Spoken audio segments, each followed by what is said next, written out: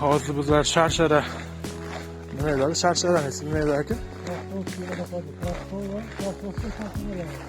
Krossovka degan krossovkami? Krossovka degan Sharsharaga kelamiz. Bu yerda yozilishicha bo'yicha bu yerda koreyslar 20-asrlarda yashab o'tgan ekan va aynan shu Sharsharani suvini bular muqaddas suv deb bilar ekan. Hozir ko'ramiz mana sekin-astalik bilan mana shu yo'llardan borishimiz kerak ekan. Oldi 180 metr bor hali. Borganimizcha ancha so'ngan bo'ladi. Zo'rda.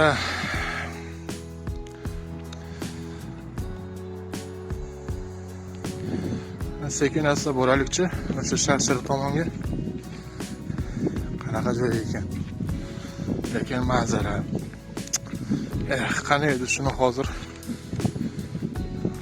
so'z topsam, keyin aytib bersam hammasini bitta-bitta qilib.